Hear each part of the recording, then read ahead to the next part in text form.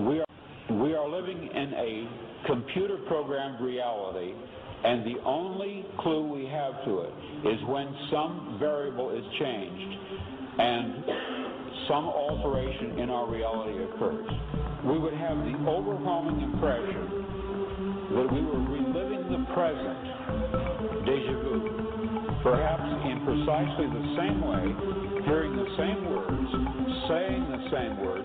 I submit that these impressions are valid and significant, and I will even say this: such an impression is a clue that at some past time point a variable was changed, reprogrammed as it were, and that because of this an alternative world branched off.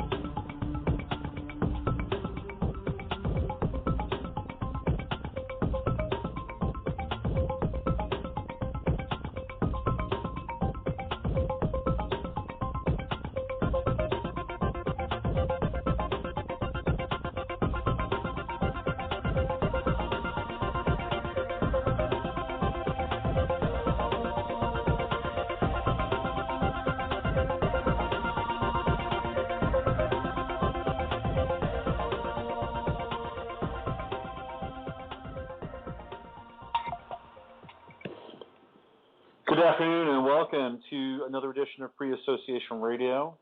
This is the Monday edition. This is the Monday mashup where we get down and start mashing and macerating and grinding and blending and fusing and synthesizing all kinds of different ingredients from the mainstream to the fringe and back again. That's what this show is about. And for the next 57 minutes, you get to listen to and participate in it. How is everybody today? By the way, my name is Robert Phoenix, and I am the host of this show and two others, Navigating the Astrological Matrix, which airs on Wednesday, and the Friday Farcast. By the way, there will be no Farcast this Friday since it is part of the Thanksgiving holiday, and I will have I have my kid on Friday. So I'm going to not do the show on Friday and have Thanksgiving on Friday, as a single father will want to do, as the time and the holiday and the tradition and customs of this great planet of ours befits us. But I will have the Wednesday show, and then we're coming back strong to end out the year over the course of the next few weeks, and hopefully might be able to do a retrospective of 2013 and touch in with some guests and maybe get what their high points and low points and most important pieces of 2013 were, and sort of do a look back, a collective look back, a mosaic of sorts. Darren Williams gave me this idea, so I'm just giving him some props. Now I'm going with my old school connection here. I've dialed straight into Blog Talk, and sometimes it works, sometimes it doesn't, because my alternative connection was not working. So cross your fingers, and let's hope we can get through the next 54 minutes without any kind of strangeness taking place. So we're on the back end of the JFK experience. It was front and center for 48, almost 72 hours. I guess we could start on Wednesday or Thursday and ramp it up to about Saturday, Sunday. And it's over now. I guess we can put it away for another 50 years, so we get to the 100th anniversary, where hardly anybody will remember it. In fact, nobody will remember it, really. I mean, I'll be 90. And I'm part of the youngest group that will remember this. I mean, in the flesh, right? I was born in 1960. It happened in 1963, so I was 3 years old. I'd be like one of those Holocaust kids, right? I remember when I was 3 years old and I was in the hospital room and I was getting my tonsils taken out. And up in the corner of the room was an old black and white TV. And I saw the motorcade. And there was Jackie. I know I saw Jackie. And my mother, God bless her heart, she was in the room. And I asked her, Mommy, what's going on up there? And she said, son, the president's dead. They're burying him. It was a goddamn conspiracy. I'm telling you all right now. When are you people going to listen to me?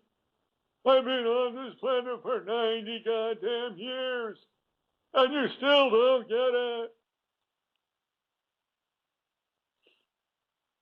Well, it won't be quite like that, because who knows? Maybe I won't be here.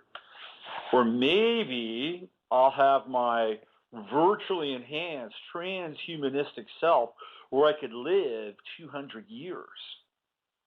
And by then I will have figured out the entire operating system of this global planetary cosmic matrix, in which case I could change everything. I could change not just how people think or perceive about certain events, but maybe I could even go back in time and change the event itself so that it never happened.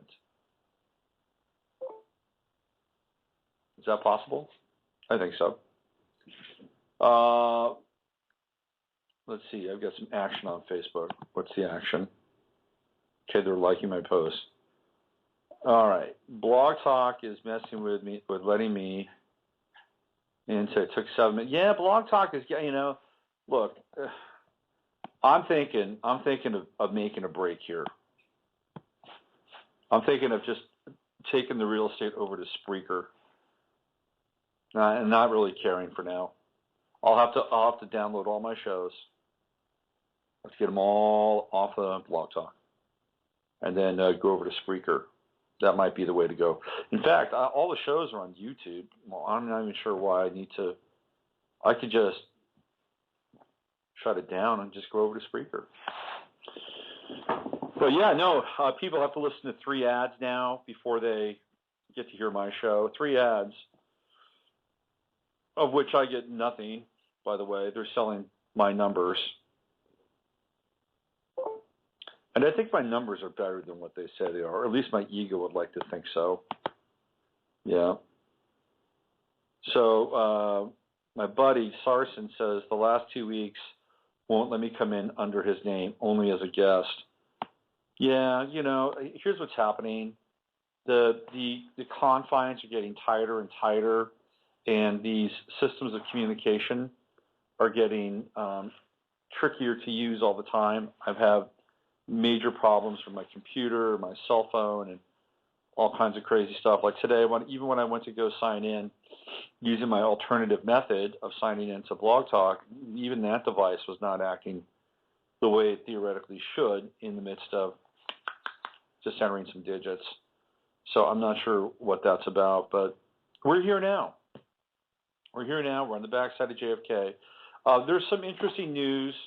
I'm going to read you this story. It's all across the internet. It's from Mail Online, and the Mail Online is kind of like, in some ways, it is like the tabloid, the tabloid paper for England, right? So it says here, will long-hidden footage of second shooter be aired this week? Prove Lee Harvey Oswald did not, capital letters, act alone. Well, this story is all over the internet. And it says here, Texas real estate developer Stephen Bowen claims to have footage of JFK's assassination. These are all bullet points. He says the footage was taken by a Houston news producer on November 22nd, 1963. The tape reportedly depicts a second shooter hiding in the bushes along the route of JFK's motorcade. Bowen is hoping to sell the footage to the highest bidder. Well, what if the highest bidder has no desire to use that footage? What if the highest bidder is just somebody who wants to bury the footage? Now, I ask you, what kind of American is Stephen Bowen in that case? He's a real estate developer. He's got a media company. He's being represented by Gary Gersh and his entertainment company in Southern California. The Gersh Agency is huge. Gary Gersh was the guy that signed Nirvana to Geffen. Well, if you really want to know the story, the real story, my friend Ray Farrell had the relationship with Kurt Cobain because Ray was very close to Sonic Youth, and Kurt Cobain loved Sonic Youth, and Ray was really tight with the people that ran, not Discord, but it was Black Flag. He was tight with the Black Flag people and that label. So Ray was a ground zero punk rocker, and he was working for Geffen, and he had a much stronger relationship with Cobain than Gary Gersh did.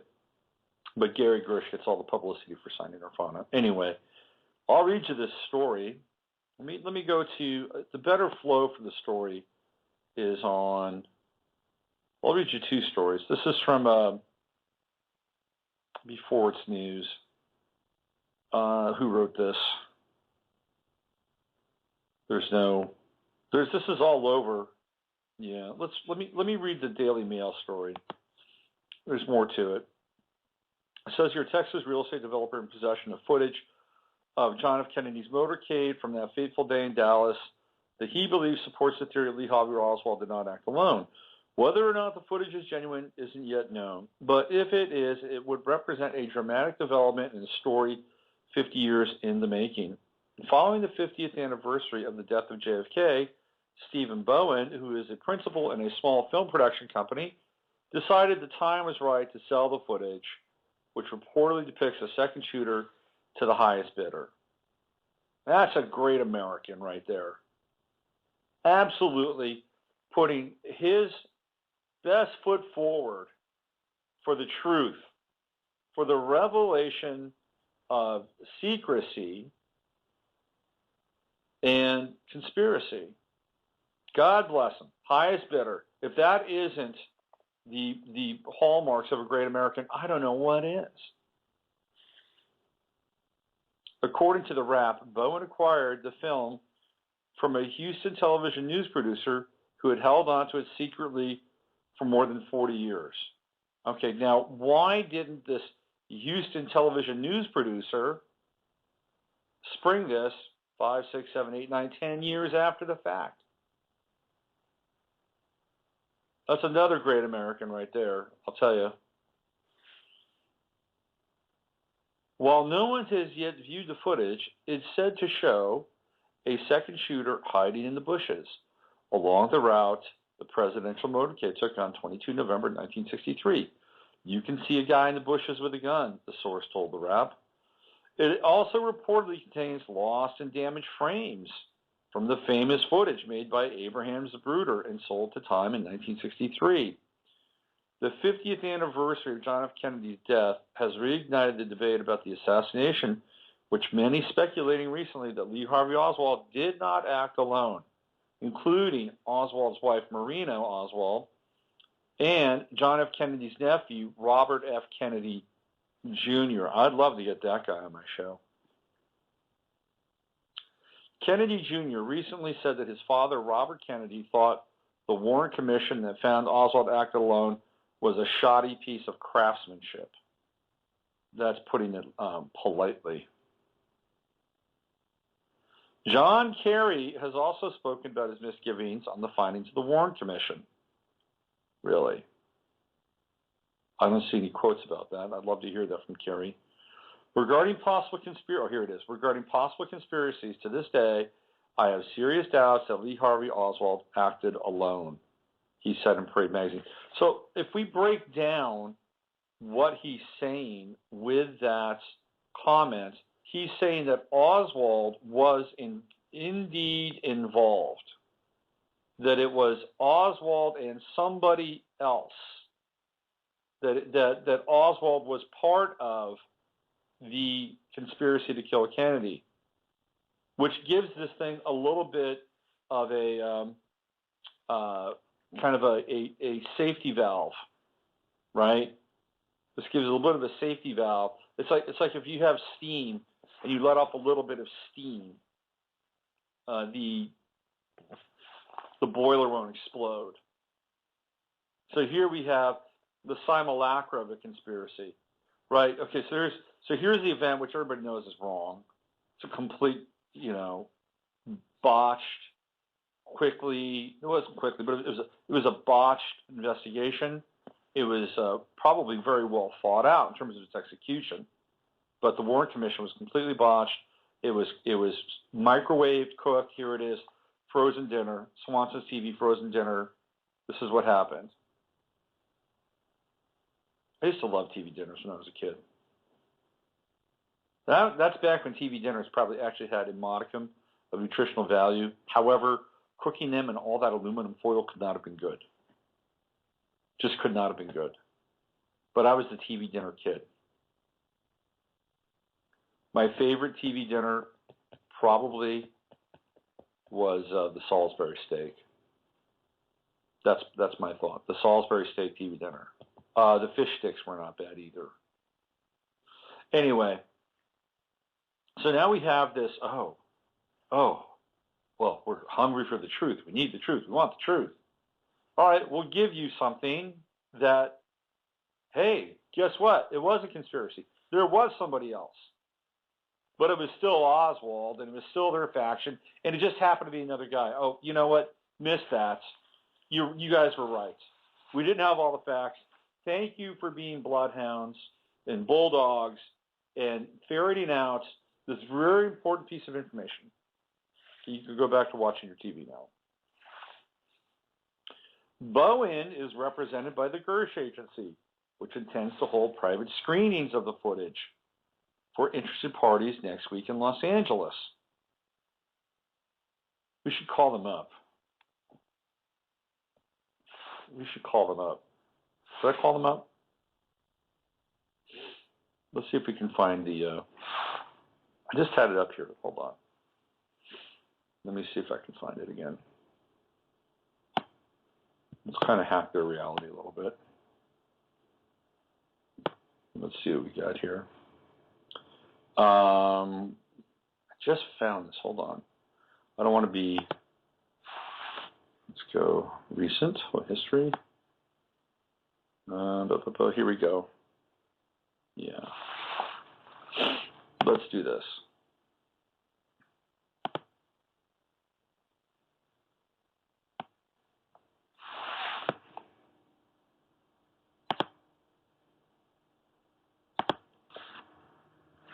Dialing it now.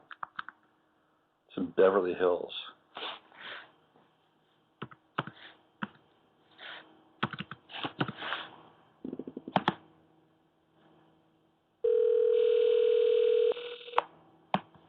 See what happens here. Waterstone Entertainment, how can I help you? Yeah, hi. I'm interested in possibly making an appointment to view the JFK footage. Okay, hold on just a moment.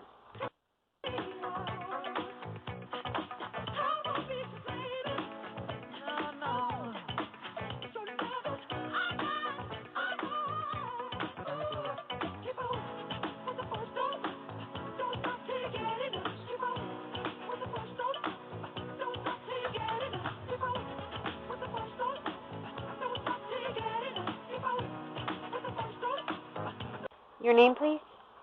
Robert. And you're calling from where? I'm calling from Phoenix Entertainment. Okay, hold on.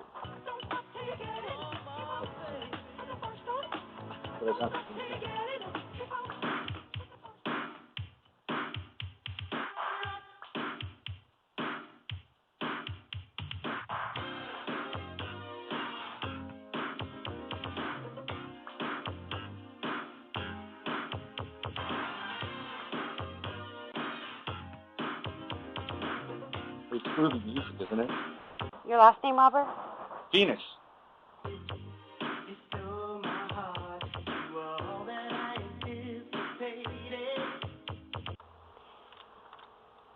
Okay, he was actually on another call, but I gave him your information, and he's going to return your call. Do you have any sense as to how this is going to get played out? If there's any kind of reserve bidding, or what kind of qualifications are you looking for to be able to view this footage? You know, I actually don't know. They just work in the building that we work in, so I don't have any specifics. But you'll be able to ask the representative who calls you all those questions. What do you think about it? Okay, I'm sorry. Hold on just a second. Let me get some content. Okay, I'm sorry? Yeah, I was just curious. What do you think about it? Do you think it's legit? The footage? Yeah. Well, do you mean, is it the same footage that, has been popularized over the years? No. It's supposed to be different, right? I'm just trying to get some more information on it as well. I mean, this is the second shooter, the guy that might be hiding somewhere in the bushes. Do you think that this is legit? I think it's definitely a possibility. Definitely. Okay, I'm just trying to get a sense of my competition. Have a lot of people been calling up about it? You're the first call I've answered, actually. I'm the first caller, so that's pretty good, don't you think? I'm in first. When did you find out about this? This morning. Oh, okay, yeah, so I haven't been getting very many calls at all. Interesting. Well, it should be a hot ticket item, so I hope that not too many other people get in here so I can maybe be on the ground floor of the bidding. Hey, listen, thank you for your help. I appreciate it. You're welcome. I'm glad I could help. Okay, bye-bye. And, thank you. Have a good day. Bye-bye. All right. So they did not want to take my call. She didn't even take my number. If I were her boss, by the way, I might be a little concerned about that. But she sounded nice. Somebody's on hold here. Let's talk to them. Hello there. Hi, Robert. Gardner.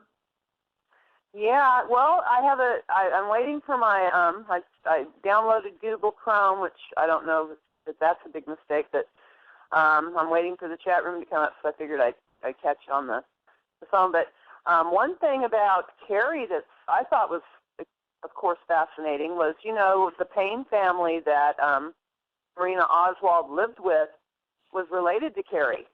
Really? Yeah, she was like, Mrs. Payne was his aunt or somebody. Yeah. Yeah, they were through the Ford family. Yeah. Yeah, well, that little tidbit came out, and I thought that was a pretty juicy one. Yeah. It is kind of juicy. Speaking of juicy, Marina Oswald is kind of hot.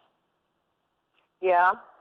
I think she was too hot. I think the bigger conspiracy is how he got such a hot woman. I think that's the real conspiracy. That I was looking for that. I was looking to see who her daddy was. That's always the key attraction about all these players to me. It's like, Mrs. Payne is related to Carrie, which there was an old picture. Have you seen that one where they're on the boat with JFK and Marina Jackie Oswald, and him? No, I did not see that. No, Carrie, who was dating Jackie's half-sister. John Kerry was dating Jackie's half-sister. Yes. I have to say that Kerry looks a little like a Kennedy. Well, he's got the hair. Well, not just the hair. He's got the jowly. He's got the jowly face, right? He's got the Kennedy jowl. Yeah. Well, there's a picture, and I've seen it a few times over the years, and it's quite a huge boat. There's a big party going on, and they're all very very elitely happy and comfortable. And yes, he was dating her half sister, who was probably about 18 then, from her mother, who married Gore Vidal's mother's husband. Right. Ex-husband. Yeah, and then she had a daughter with him. So Kerry's fascinatingly, and then this tying in with the Iranian work of this weekend of the 50th anniversary with Kerry involved. I don't know if that revelation came out about him, questioning it, like there's any questions for these people, along with his aunt being the one who housed Marina. But, one thing to remember, too, is that Oswald was only 24 years old when this all came down. Right. He was just, practically a little baby. Yes, he was a young patsy. Although he looks older, I have to say. He does look older than 24. And people maybe back then seemed to do that. They did. Maybe it was just the diet or well, whatever. And he was in the Marines, and he was hanging out with Barry and all the Civil Air Patrol guys, and as a teen, and he was very busy. Yeah, this thing with Iran and the UN and Netanyahu is fascinating because Israel and Netanyahu seemingly and Saudi Arabia got left out in the cold on this deal. And it's very interesting. There's something going on behind the scenes where it feels like that there is some kind of, because Israel has held so much power over the UN over the course of the last 35 years. But now that seems to be certainly slipping, and it's slipping in this country because he's gone after Obama to get tough on Iran and not go beyond the sanctions and all kinds of other stuff. First they didn't get to have World War III just a month ago. That's right. Well, when I was in Colorado a few months ago, I was talking with Jay Widener, and Jay told me that he knew somebody very high up in the Democratic Party, and he had a conversation with them, and they said that once Netanyahu in Israel openly supported Mitt Romney and campaigned for him in Florida, that they were done, that the Obama administration was done, and that they were. Well, Netanyahu had been Romney's roommate in college. I mean, it's so incestuous. Right. All of these personalities to regular people. Yeah, you're absolutely right. Hysterical. We're roommates. So what we've seen is the dragging of the feet, the blocking, the lack of response to Israel with Iran. Now what happened with that is it's forced Saudi Arabia to come out and show its colors, right? Because Saudi Arabia. The other big expose to me, seems like everybody else knew about it, but it was that big, huge producer, dual citizen, if he's even a citizen of the U.S. I've been looking for that, but definitely an Israeli who was the spy arms trader, big guy in Hollywood. He produced Pretty Woman and LA Confidential, a lot of successful. Oh, a whole bunch of them. What's that? A bunch of trashy stuff, diversionary, stupid. Was when I quit liking movies too. I looked at all his films and I'm like, whoa. It's actually a really good movie, I have to say. Yeah, well, that revelation came out, and I've been hopping all over the internet, reading comments on what do people think about that. Mm-hmm. And it really revved me up because people, of course, are not as stupid as everyone.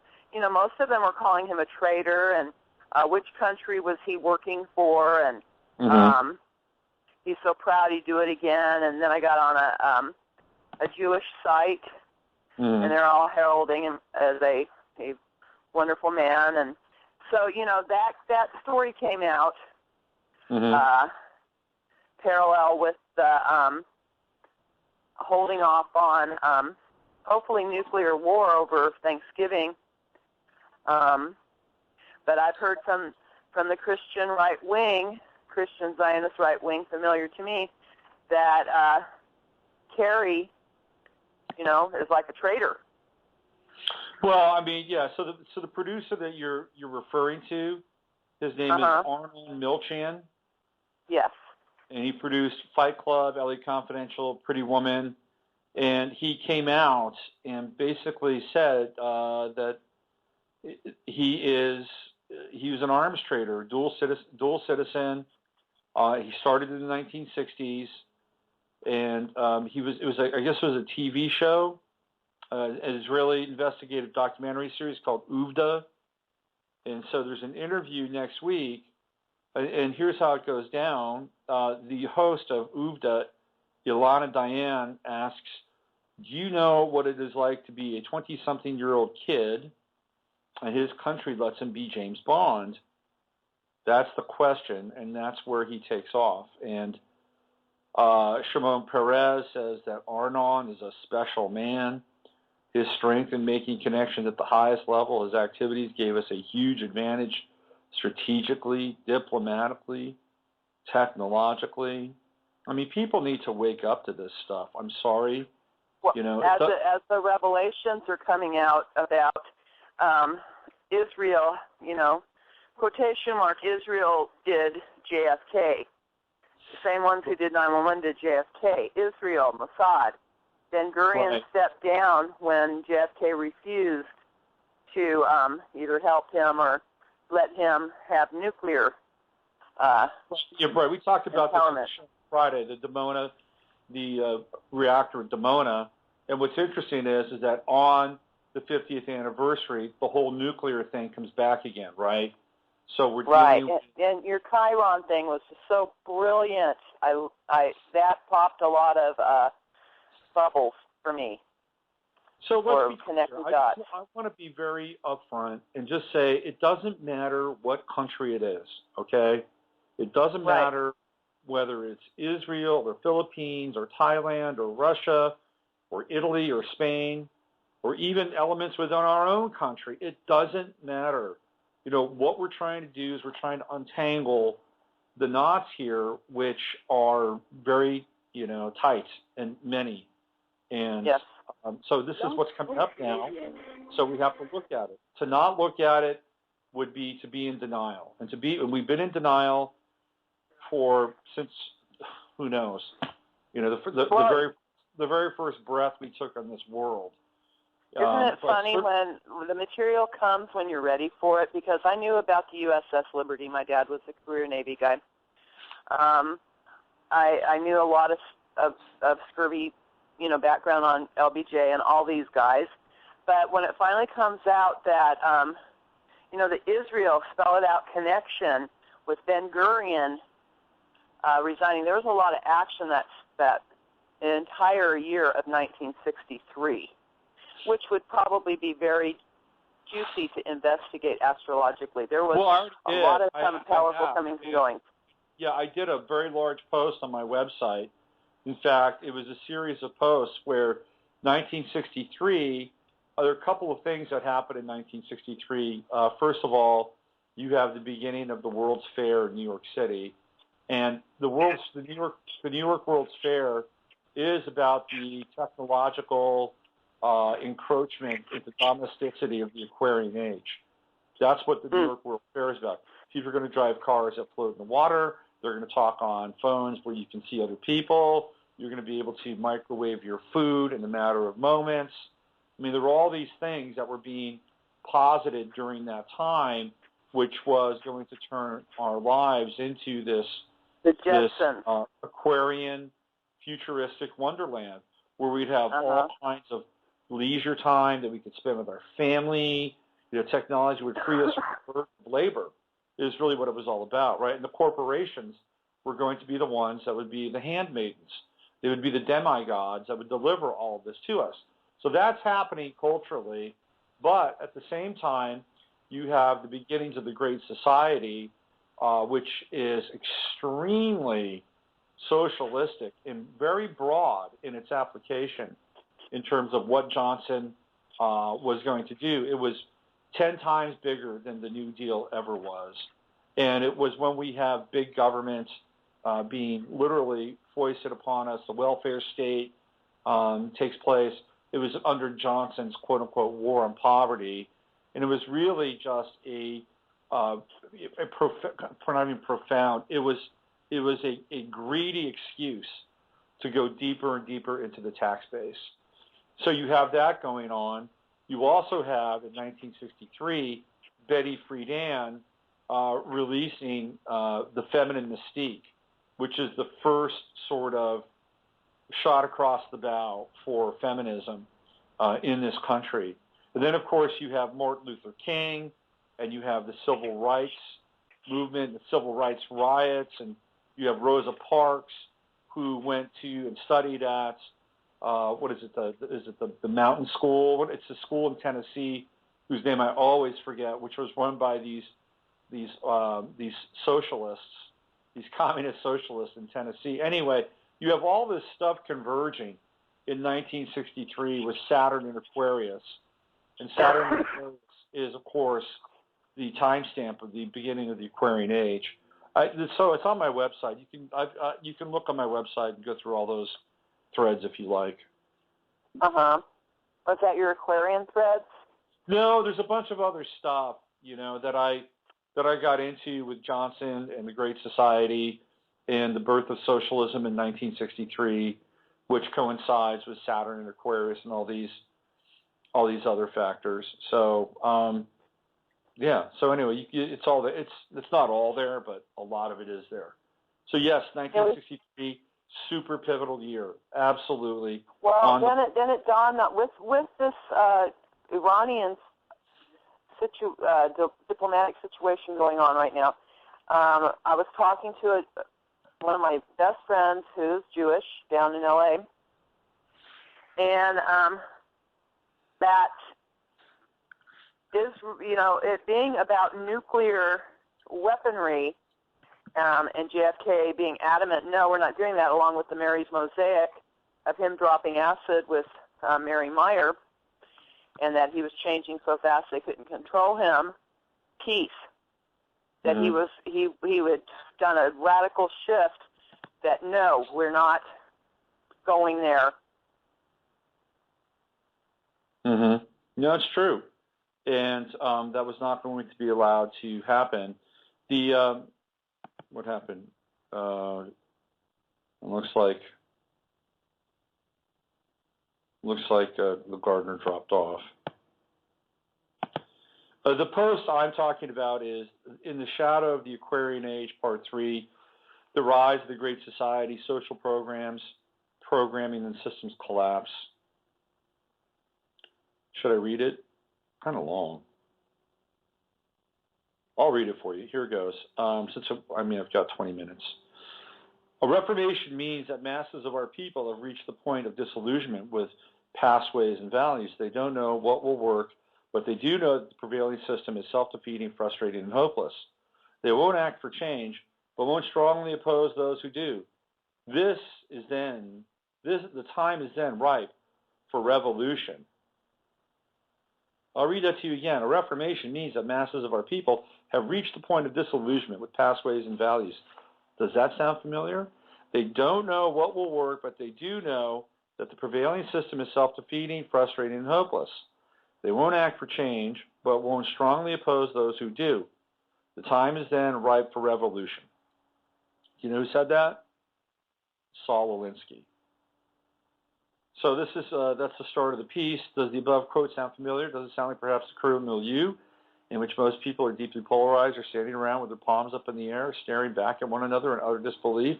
To quote one talking head, well, how did I get here? As the social fires of the 60s blazed and the very real fires of the inner cities burned down the likes of Detroit and Watts, the revolution was underway, and it wasn't being led by Cleaver, Ayers, Rubin, Hoffman, or Dorn. It was taking place from within the White House itself, with John F. Kennedy and the threat of sovereign America no longer in the Oval Office. Lyndon Baines Johnson, a.k.a. LBJ, set about to change the course of America with the most ambitious undertaking since the New Deal.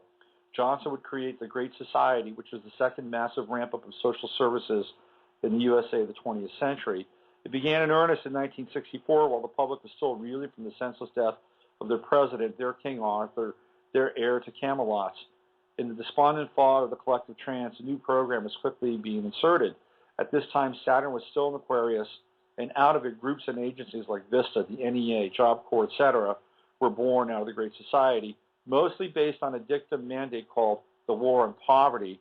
It also led to something that had never happened before in the history of the USA, the federal government's incursion into public education via the Elementary and Secondary Education Act of 1965.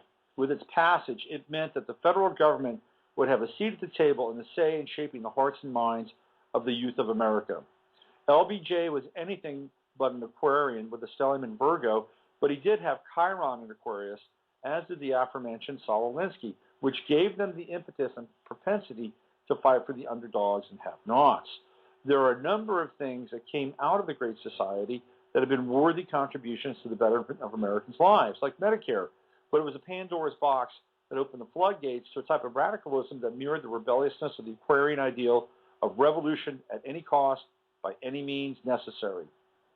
While Johnson addressed poverty in the formulation of the Great Society, opened the portal to the welfare state, two professors from Columbia University of Social Work were not satisfied with the bones that were thrown to the poor, which is how they viewed the welfare system at the time, a payoff of sorts, hush money for an interminable condition. Their names were Richard Clowland and Francis Fox Piven. Their goal, to use strategies inspired by Aquarian radical Saul Alinsky and test the inherent flaws of the system against itself, since Alinsky had presciently determined that no system or person could live up to its own moral code or belief. Put enough pressure on either, and both would crack under the collapse under the inherent flaw of all things being imperfect. However, the provocateur knows this and exploits its angles through indirect means. Cloward and Piven had decided to work this theory. They first aired it publicly in May 1966 edition of The Nation in an essay titled "The Weight of the Poor, A Strategy to End Poverty." Cloward and Piven recruited a militant activist from New York's Lower East Side named George Wiley. Interesting name, Wiley.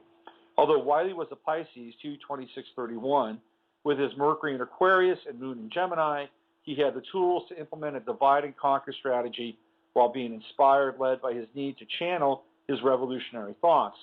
His chart is an interesting exposition in the dynamics of opposition. Wiley had Venus and Saturn conjunct in Capricorn, which opposed his Mars and Pluto in Cancer. Wiley was driven by extreme opposites and used the system Capricorn to fund and organize his need to nurture on a social level. Cancer. Wiley was no shrinking violet. He and Cloward Piven targeted liberal New York Mayor John Lindsay. Lindsay was Republican only by name, but it was enough. His term as mayor was marked by a series of strikes that debilitated New York. The strikes were strategic, and Cloward Piven, along with Wiley, followed suit. Wiley demanded that people in New York not only get the welfare due to them, but more.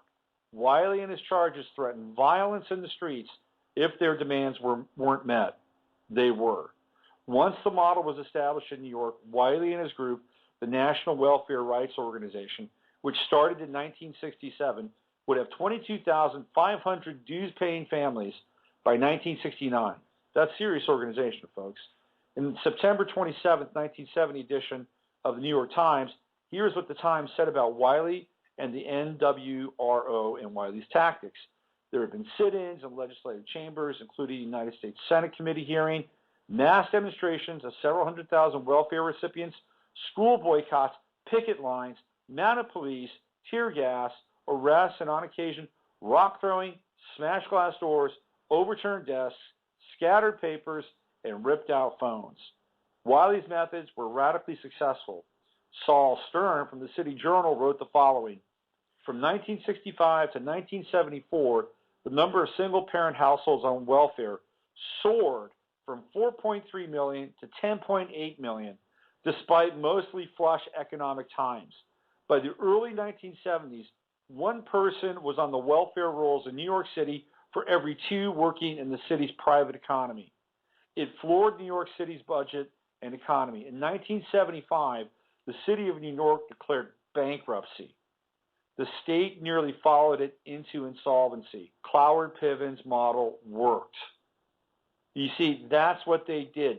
They wanted to flood the system. The system got set up to create a channel that would be a safety net. And through the radicalism and the activism that was taking place, they overloaded the system, and they bankrupted the city and almost the state of New York. So Cloward-Piven's model worked, and they weren't done. The next thing they went after were voter rolls.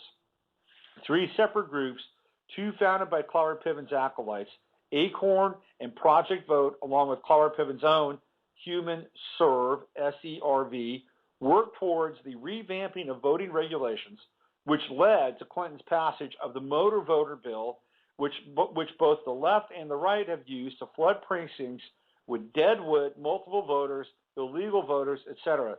It created a flaw in the system which has been evidently exploited in the last 3 general elections for the President of the United States.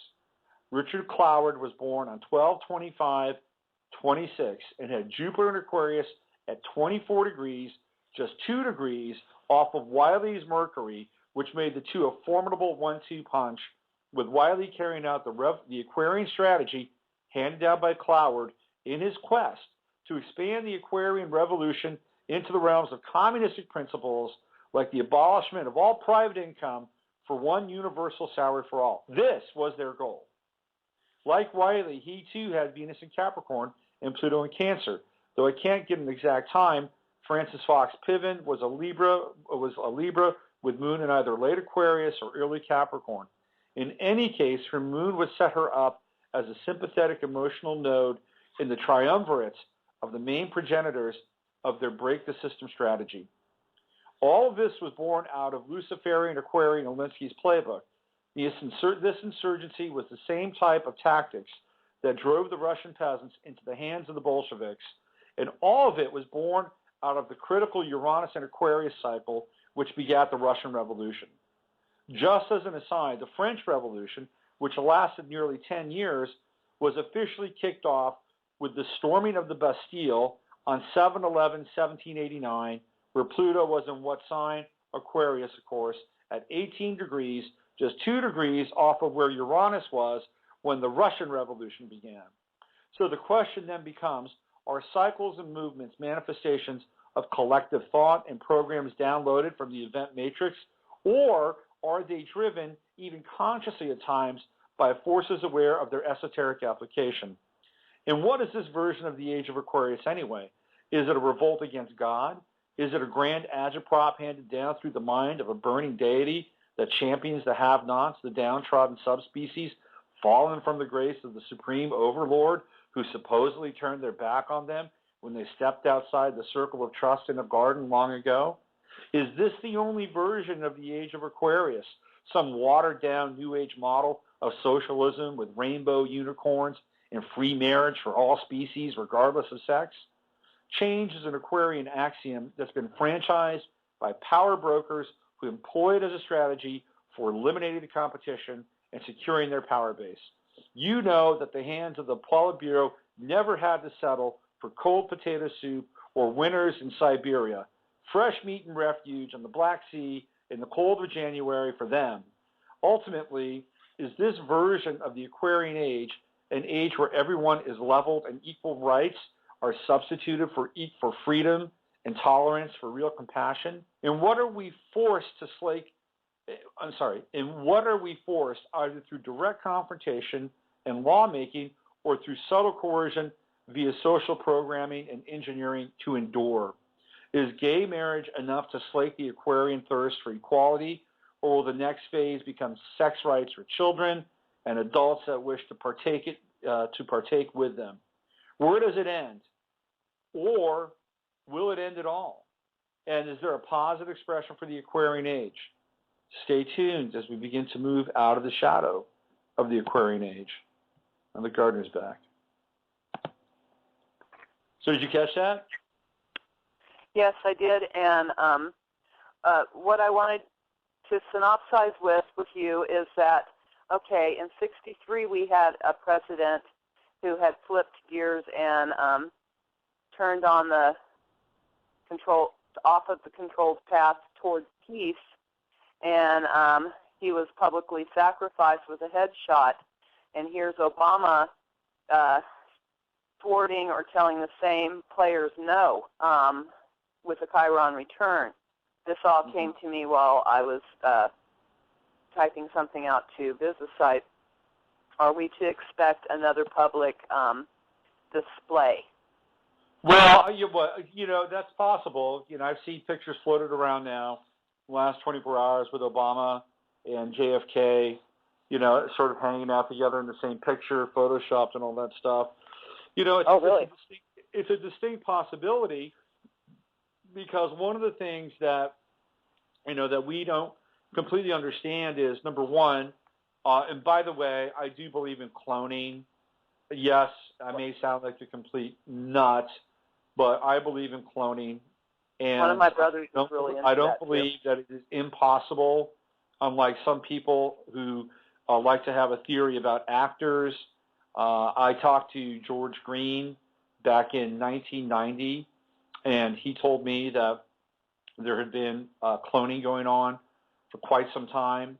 And I remember clearly watching George H.W. Bush during the first Gulf War, and during all these speeches and all these press conferences and all these gatherings in front of the bankers of America, George H.W. Bush, who, by the way, I shared a room with when I was in college. It wasn't like we were roommates, but I was part of a TV shoot, and I was 20 feet from Bush. So I have a very clear idea of the energetic imprint of the man in my head, right? Uh-huh. But in 1990, I remember at some point seeing Bush walk down a gangplank coming out of a plane right after the Gulf War had hit. He'd done all these major, speeches in which, of course, he talked about the New World Order. And the guy that walked down that exit ramp off that plane was not the same guy. He was not. He was not. He looked like he was mechanical. It looked like he was a robot. And then about, maybe it was about 7 or 8 months after that, he was in Japan, and he went face down. In the lab. Yeah, he died. That was the clone ending, expiring, face down into the food. Oh, wow. That's my belief system. Anyway, so if Obama has a clone, or anybody has a clone, that's, and it would make sense for security purposes, right? Then taking out the clone would not be a big deal. There's what about these head scars on Obama that are not there, about half the pictures? Right. Well, the other ones have that really gnarly, unexplainable scarring. That's another mystery to the Obama enigma. So could they take out a clone? Sure. Could they jerry-rig it so that nothing really happens to him? Then he's moved out somewhere else and does something else. That's possible. Could something another LBJ in the wings, Well, no, I'll tell you what will happen. What will happen is that we'll probably have a race war that will make the Russian Revolution seem like a pillow fight. That's what I think. And this is we can see the step by step. So here he is turning on, a very, very deeply endowed relationship with Israel. And people are calling him a traitor and really threatened by Iran for some reason. And I went, wow. Not that this isn't all a charade.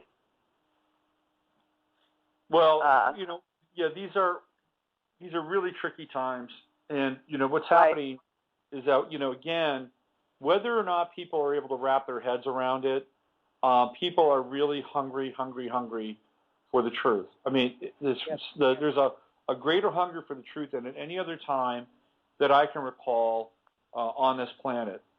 And the amount of YouTube videos, the amount of blogs, the amount of writing, the amount of research that's being done is epic. It's epic. Now, not everybody's going to agree on everything. Do I believe that there are actors involved in events? Yes, I do. Do I believe that the same guy that is Jimmy Page is also Bill Medley from the Righteous Brothers and is also Joe Biden? No, I don't. Do I believe that John Ritter is Bo Bridges, is Alex Jones? No, I don't. Do I believe that there are some actors who play roles? Yes, I do. But not to the extent that some people do. So we're not going to agree on everything. It's just the way it is. But we have to find enough common ground to agree on something. My brother got me into the clone thing, and he's more scientific, though. I've never gotten into that. But he was keeping track on the different George W. Bushes. Yeah. There's the dancing George, and there's the, George that is got talents expressed in other, the dancing George. That he came up with, he had spotted at least 3 different clones. I think there's at least 3 as well. There's with the hair there's the happy village idiot. There's the smirking psychopath, and there's the kind of the lucid one who knows, maybe that's the real one. Hey, listen, Gardner, I got to go. I got to end the show. Okay. Well, yeah, I started connecting some dots from deep inside, so that's what's making sense to me. Listen, so you take you're care. You're hot, dude. I hope your little tete-a-tete with the powers that be went okay. Me too. All right, you take care. Bye-bye. So there we go. That's it. We've reached the end of the show. I probably want to talk more about a few other things, but we went off on an interesting tangent there. Yes, 1963 is a big deal. 64, 65, 66, huge year. Vatican II, all kinds of crazy stuff happens in 1966 as well. 66 is, of course, 22. In numerology, it's also the Fire Horse, year of the Fire Horse. Okay, I'll be back Wednesday. We'll talk more about astrology on the Wednesday show, Navigating the Astrological Matrix, and we'll get into some Sagittarius and upcoming trends for the year ahead. We'll start a small little rollout, begin to look at 2014 and how that might impact all of us from an astrological level. Use your head to discern what's real. Stay open to what's possible. This is Robert Phoenix, and you are you. And I'll see you on Wednesday. Take care. Bye-bye.